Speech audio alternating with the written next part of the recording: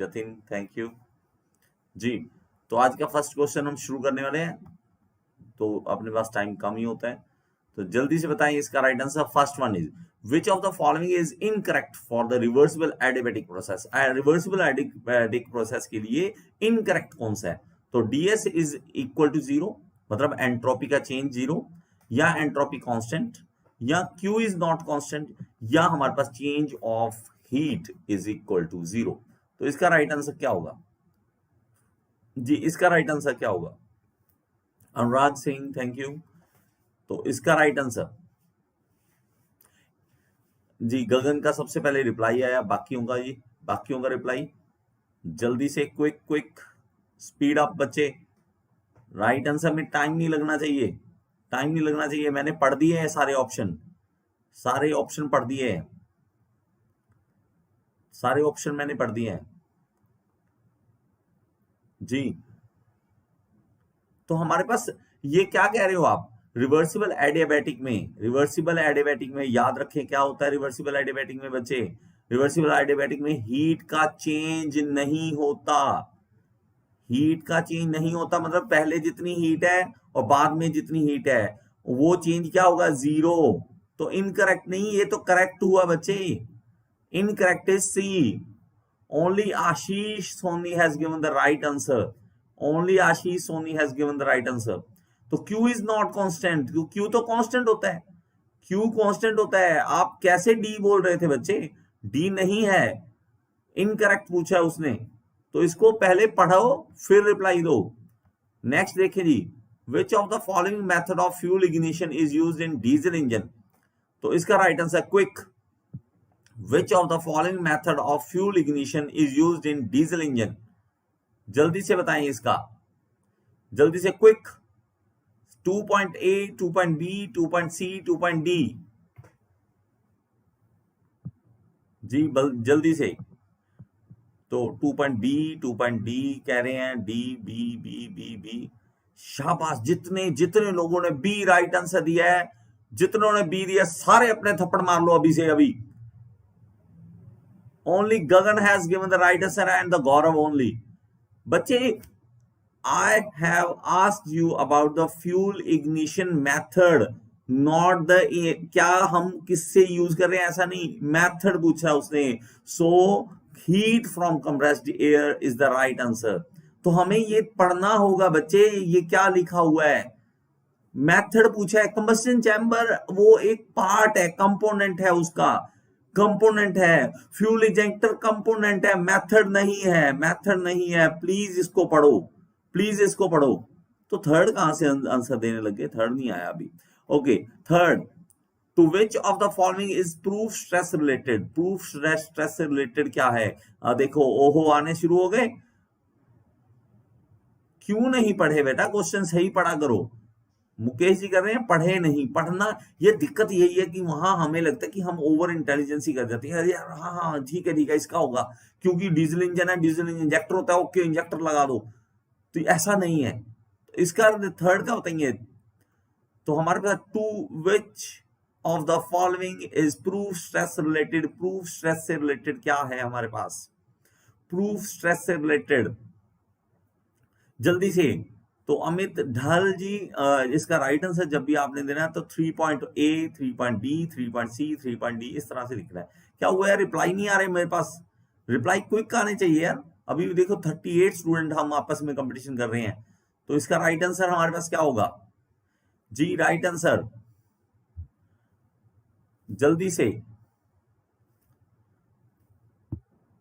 To which of the following is the proof stress related. Proof stress related, तो proof stress होती क्या है पहले आपको ये पता होना चाहिए। पहले ये पता होना चाहिए कि हमारे पास प्रूफ स्ट्रेस होती क्या है। जब हमें प्रूफ स्ट्रेस का पता होगा तभी हम इसका राइट आंसर दे सकते हैं, तभी हम इसका राइट आंसर दे सकते हैं, ऐसे नहीं दे सकते हैं।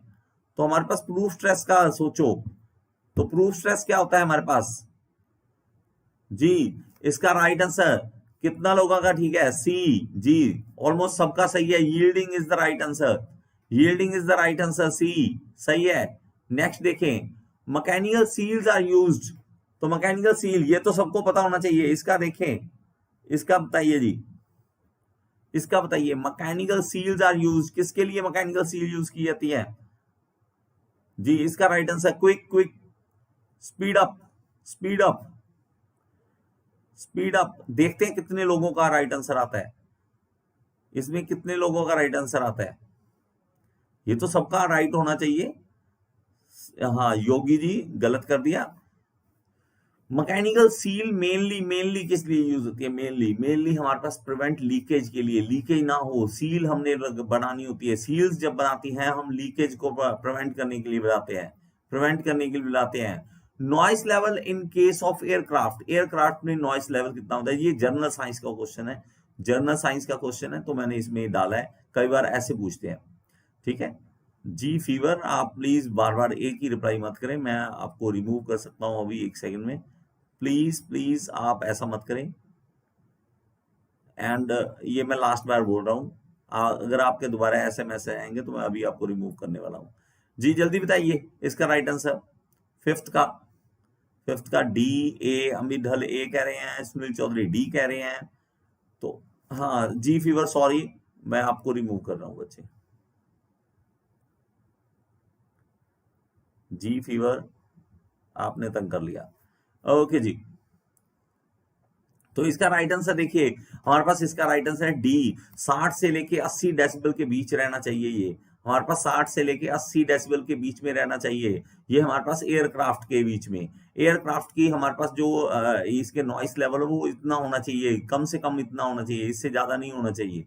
Okay, tool life of a tool is said to be over, कि टूल लाइफ हमारी खत्म हो चुकी है, तो इसका क्या हम कैसे डेफिनेशन देंगे? द टूल, ये टूल है बच्चे, tool has failed and a poor surface finish is obtained, sudden increase in power and cutting force, तो ये बताइए। overheating and fuming due to friction जी टेक ऑफ के टाइम ज्यादा होता है मैं मानता हूं, लेकिन हम एक रेंज लेके चलते हैं जिसके हम देखते हैं। सर मैंने रिमूव कर दिया है, मेरी तरफ से ब्लॉक कर दिया है जी फीवर को, मैंने अपनी तरफ से रिमूव कर दिया है। अब मेरे पास नहीं आ रहे हैं उसके मैसेज, लेकिन आपको दिख रहे हैं तो मुझे नहीं पता इसके बारे में। तो इसका राइट आंसर डी, जी सही है। डी सब कुछ, ये सब कुछ होता है कि हमारे पास टूल लाइफ खराब हो चुकी है, तो हमें इस डी ऑप्शन है, सही है। Graphite moulds are generally used for continuous casting method because, क्यों ग्रेफाइट के मोल्ड्स क्यों यूज किए जाते हैं? ये बहुत आम क्वेश्चन है एसएससी का, एसएससी में कम से कम 10 बार ऐसा क्वेश्चन पूछा हुआ है, 10 बार ऐसा क्वेश्चन पूछा कि ग्रेफाइट यूज क्यों करते हैं मोल्ड्स में? तो वो क्या करते हैं, metal wet the mould slightly, only a small film of lubricating oil is required, they are self lubricating, they are comparatively cheaper। तो इसका राइट आंसर मुझे पता लगता है कि सबको पता होना चाहिए जी। जल्दी से क्विक, सुनील चौधरी, शाबाश सुनील, आप इंप्रूव करने लगे हो। तो C is the right answer, they are self lubricating, उनकी अपनी ही लुब्रिकेशन की, हमारे पास सेल्फ लुब्रिकेशन की आइडिया होता है तो ग्रेफाइट के पास। नेक्स्ट देखें जी, ceramic tools are fix to tool by following process. तो सिरेमिक के टूल्स जो होते हैं उनको फिक्स कर जाता है टू द टूल, तो हमारे पास बताइए जी ये किस प्रोसेस से किया जाता है? सिरेमिक टूल्स को, सिरेमिक टूल्स ये हैं are fix to tool by the following process, ceramic tools. तो हमारे पास इसका राइट आंसर कुछ सेकंड के टाइम के बाद दिया करो आंसर प्लीज। आंसर के लिए बच्चे मैं तो टाइम देना चाहता हूं, मैं चाहता हूं कि ज्यादा जल्दी से आपका टाइम वेस्ट ना करूं, इसलिए जल्दी से जल्दी मैं करवा रहा हूं क्वेश्चन। ठीक है, आप पढ़ो, आप अपना नॉलेज चेक करो कि मुझे कहां गलती हो रही है मेरे से। तो B is the right answer, brazing is the right answer, brazing से किया जाता है। मुझे लगता है जितनी टाइम में पहला बच्चा रिप्लाई करता है ना, उसी टाइम में आप रिप्लाई करना चाहिए। Gear tooth vernier is used, क्यों यूज किया जाता है gear tooth vernier? To measure the addendum and dedendum, to measure the circular pitch, to measure the pitch line thickness of both। तो बताइए जी, ये बताइए। तो इसका राइट आंसर जी, इसका right answer 9th A B C D, 9th A 9th B 9th C 9th D। तो इसका right answer जी अभिषेक रंजन ने सबसे पहले रिप्लाई किया, लेकिन बी किया है। तो बी कहते हैं वो एडेंडम और डिडेंडम के लिए। श्रद्धाज भी बोल रहे हैं बी, और क्या बोल रहे हैं, प्रबल सी बोल रहे हैं। तो बच्चे आपस में कंपटीशन देख लो, आपस में देखो क्या हो रहा है, आपस में यहीं पे पता लग रहा है कि एसएससी जेईई में क्या हाल होगा हमारा। तो आपस में हम देख सकते हैं कि ये बच्चे pitch line thickness of both, तो हमारे पास थिकनेस देखने के लिए हम यूज करते हैं, जो हमारे पास गियर होता है उसकी थिकनेस चेक करने के लिए हम करने के लिए गियर टूथ वर्नियर का यूज करते हैं। तो ये आप प्लीज चेक कर लें, D is the right answer. Internal combustion engine works on कौन से प्रिंसिपल पे, तो सॉरी थर्मोडायनेमिक्स के लॉ पे काम करता है इंटरनल कंबशन इंजन, कौन से, first law, second law, zeroth law या नन ऑफ दीज। ठीक है, मेरा यार मैं अपना बताऊं, डिप्लोमा में ये हाल था कि पता नहीं हमने डिप्लोमा में क्या पढ़ा क्या नहीं, इंटरव्यू में बोल दिया, कहते हैं which is your favourite subject, मैंने बोला मेरा थर्मोडायनेमिक्स फेवरेट है सर। सो कहता है अच्छा what is the first law of thermodynamics, मुझे आज भी याद है वो बेइज्जती के पल। तो सर इट इज करता रह गया, लेकिन मुझे पता नहीं था। ठीक है, तो ये हाल था डिप्लोमा में। तो ये देखिए इसका राइट आंसर तो B is the right answer बच्चे। सेकंड लॉ ऑफ थर्मोडायनेमिक्स के हीट हमारी जो हम देखते हैं ना कि हम लोअर लेवल से हायर लेवल, हायर से लो लेवल जा सकते हैं, तो ये सब कुछ जो होता है वो उसके बेस पे हम इंटरनल कंबशन इंजन का वर्क देखते हैं। ओके, नेक्स्ट देखिए जी, first and second law of thermodynamics help to derive the following properties respectively. तो हम देखिए फर्स्ट लॉ हमें किसके बारे में बताता है और सेकंड लॉ किसके बारे में बताता है। सेकंड लॉ किसके बारे में बताता है, तो इसमें pressure and temperature, energy and entropy, pressure and entropy and temperature and enthalpy. तो इसका 11A, 11B, 11C, 11D क्या होगा इसका राइट आंसर, क्या होगा। अपने आप को चेक करते रहो, जल्दी से जल्दी नॉलेज चेक करते रहो, अपनी कितनी नॉलेज है चेक करते रहो, और साथ में लिखो कि मेरे क्वेश्चन कितने आज ठीक हुए हैं, आज कितने, एंड में मुझे बताना है आपने। So B is the right answer, great, B is the right answer. हमारे पास एनर्जी और एंट्रोपी, तो मैं आपके लिए क्वेश्चन पढ़ रहा हूं बच्चे, आपने क्वेश्चन पढ़ने का टाइम नहीं लगेगा आपको, तो मैं पढ़ के दे रहा हूं आपको क्वेश्चन। ठीक है, तो आपने टारगेट मैंने और कम किया, मैंने सोचा 25 मिनट की क्लास करूं, इसको 25 से 20 मिनट पे आना चाहिए, जाना चाहता हूं मैं, जल्दी से जल्दी 20 क्वेश्चन 20 मिनट होने चाहिए बस।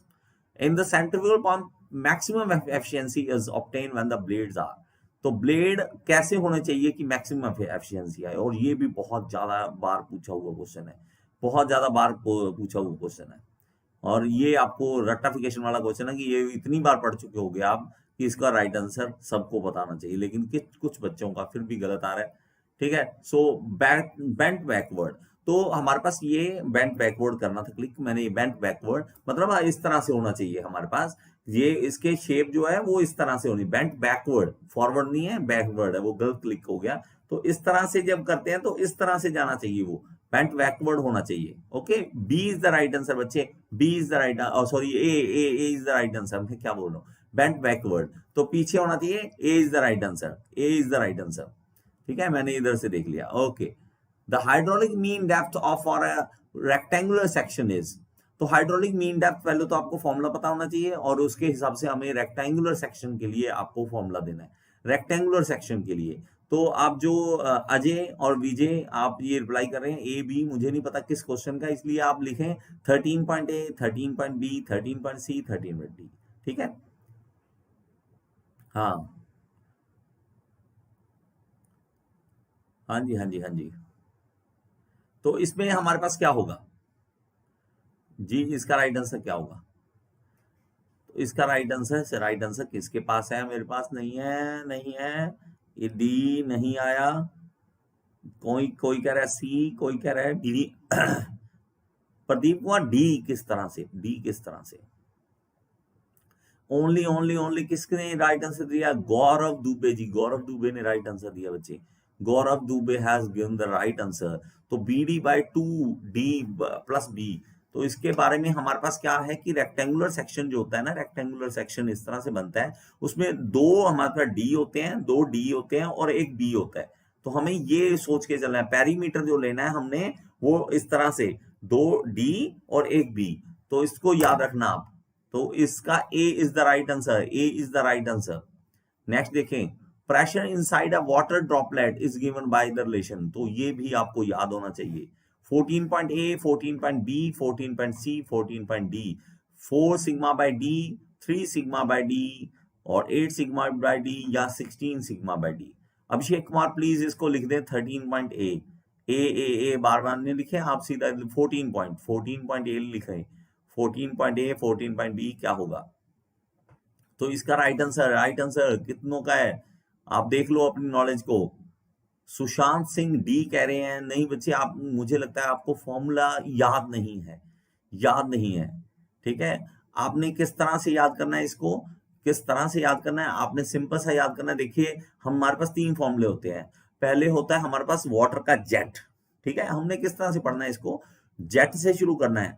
जेट के बाद आएगा हमारे पास ड्रॉपलेट, और उसके बाद आएगा बबल। तो 3 फॉर्मूले होते हैं। तो हमारे पास जो वाटर ड्रॉपलेट के होता है वो 4 सिग्मा बाई डी होता है हमारे पास। A is the right answer, A is the right answer. Next चलें, when there is no air left below the nappe, it is known as free nappe, depressed nappe, adhering nappe, या all options are correct। तो कुछ जो civil में खास करके ऐसे questions आते हैं, तो मैकेनिकल में कई बार ऐसे क्वेश्चन पूछे जाते हैं। तो इसका बताइए जब हमारे पास कोई एयर नहीं बचती नैपे के नीचे, तो उसको हम क्या कहते हैं, फ्री नैपे, डिप्रेस्ड नैपे, एडहेरिंग नैपे, या ऑल ऑप्शंस आर करेक्ट। तो इसका राइट आंसर क्या होगा, राइट आंसर क्या होगा।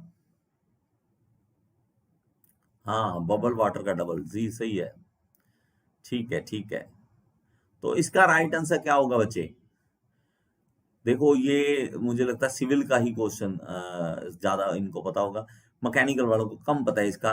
गगनदीप और प्रबल, आप दोनों ने राइट आंसर दिया है। एडहेरिंग नैपे बोलते हैं इसे। एडहेरिंग मतलब जैसे देखिए इस तरह से हमारे पास एक मान लो कोई भी सेक्शन है और वो उसके साथ पानी चिपक के चल रहा है, पानी चिपक के चल रहा है और उसके अंदर गैप नहीं आ रहा। पानी क्या कर रहा है, उसके साथ चिपक के चल रहा है और बीच में कोई एयर का गैप नहीं है। तो उसको एडहेरिंग करना मतलब वो क्या होता है, उसके साथ चिपक के चलना। ठीक है, चिपक के चलना, वो चिपक चिपक के एडहेयर करके चल रहा है। ठीक है, एयर गैप नहीं आ रहा।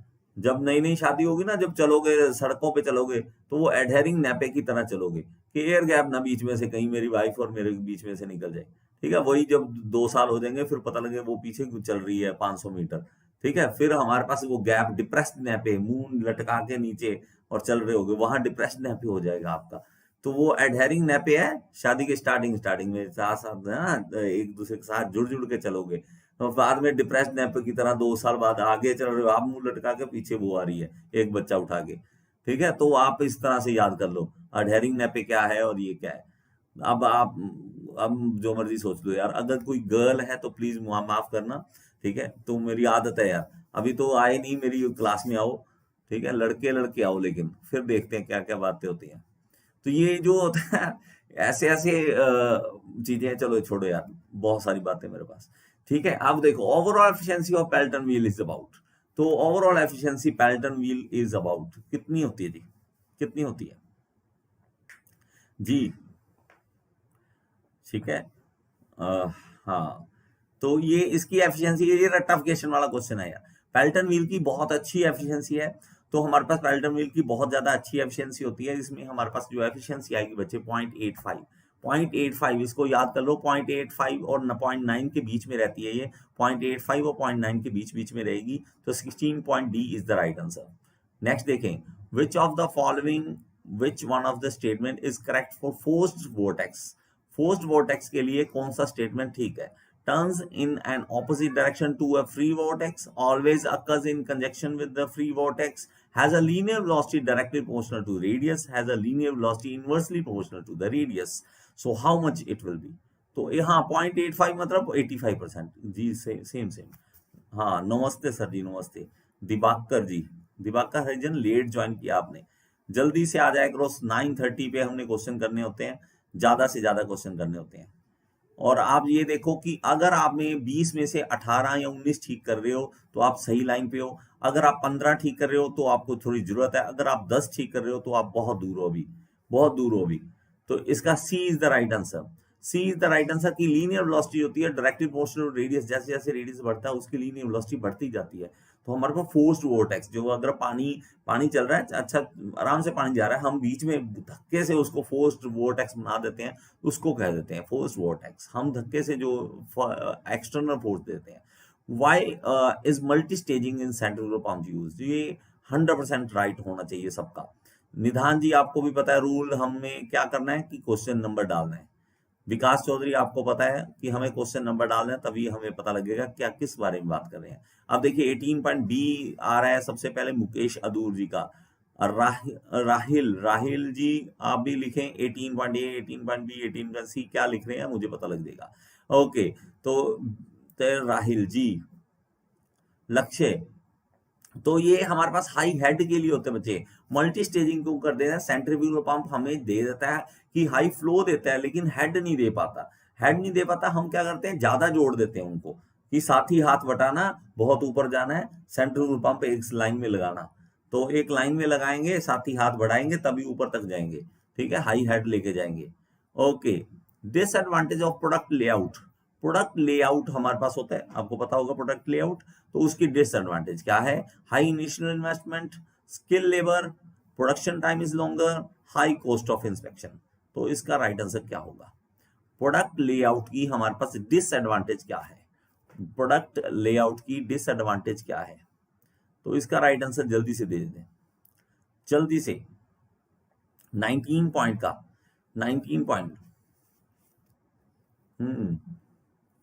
19 का, तो हमारे पास इसका जी नहीं नहीं नहीं नहीं, निधान निधान पढ़ो इस चीज को।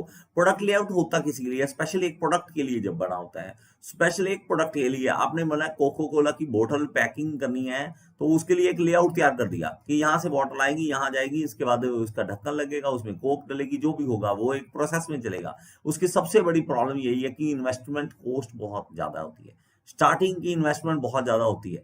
ये डिसएडवांटेज है इसकी, कि हमें क्या है कि एक बार इन्वेस्टमेंट, अच्छी सी इन्वेस्टमेंट करनी पड़ेगी, बहुत सारी मशीन एक बार लगानी पड़ेगी, उसके बाद अपने आप प्लांट चलता रहता है। उसके बाद आपकी ऑपरेटिंग कॉस्ट नहीं है, लेकिन इन्वेस्टमेंट जो है स्टार्टिंग की वो बहुत ज्यादा है। नेक्स्ट देखें जी, लास्ट क्वेश्चन आज का, तो जल्दी से। हमने देखो 5 मिनट आपके सेव कर लिए बच्चे। Which phenomena will occur when the value at the discharge end of the pipe connected to a reservoir is suddenly closed? तो अगर क्या वो फिनोमेना क्या कहलाएगा अगर मैंने क्या कर दिया, पाइप के कनेक्टेड एंड रेजरवायर्स को अचानक से बंद कर दिया, तो उसके कारण क्या होगा? तो 20 point A, 20 point B, 20 point C, 20 point D, which one is the right answer? Which one is the right answer जी? लास्ट क्वेश्चन इजी वाला जी। Great great great great. वॉश दिल, यार ये दिल दुल वाले यहाँ कहाँ आ जाते हैं? वॉश दिल कोई बात नहीं बच्चे, तेरे दिल दिल वगैरह सारे टूट जाएंगे। ठीक है, शादी करा ले फिर। ठीक है, तो ये दिल दुल छोड़ दो भाई, यहाँ पे आ जाओ, मैकेनिकल में आ जाओ। Hammering, hammering is the right answer जी। ग्रेट। आप देखो पुराने टाइम में ऐसा होता था कि हमारे पास पाइप, जो ना, हम सरकारी स्कूल में, मैं भी ऐसे स्कूल में सरकारी में पढ़ा हूँ जहाँ पे बस एक पाइप सी होती है ना, पानी बड़ी सी आ रही है, उसमें टैप पूरी तेज चलनी, अगर उसको बंद कर दो पाइप ही हिलने शुरू हो जाती, वो पाइप हिलना शुरू कर देती। वो पाइप इतनी जोर जोर से हिलने लगी, हमें नहीं पता होता क्या वो हैमरिंग है, वो हैमरिंग था।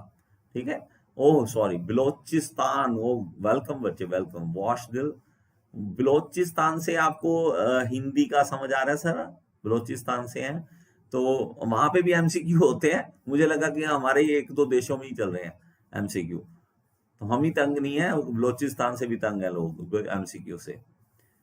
ठीक है, अगर यार गुस्सा मत करना किसी बात का, मैं हंसी मजाक में चल रहा हूँ। ठीक है सर, ये किसकी क्लास चल रही है? क्लास चल रही है ये हमारी मैकेनिकल एमसीक्यू कराता हूँ मैं यहाँ पे।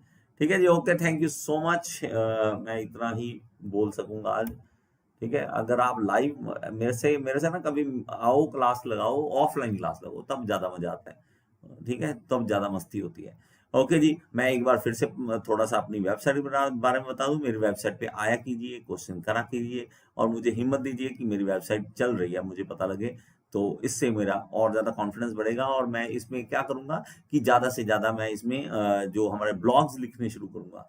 ठीक है, तो ब्लॉग्स लिखने शुरू करूंगा। और ये सिर्फ आपने लिखना क्या है, gearinstitute.in, gearinstitute.in आपने करना है। नहीं सर, ये ऑफलाइन क्लास चंडीगढ़ में है सर। ठीक है, तो यहाँ पे gearinstitute.in लिखना है और यहाँ पे आ जाएगा। और मैंने ये फिर से बता दूं, यहाँ पे YouTube वीडियोस के लिंक्स दिए हैं, आप आराम से खोल के इसको देख सकते हो। सारी वीडियोस के लिंक मैंने यहाँ पे दे दिए हैं।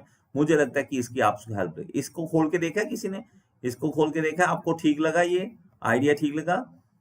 ठीक है सर, मैं गगन सॉरी, मैं इतना टाइम नहीं दे सकता, बहुत कम टाइम है इस मेरे ना यहाँ पे।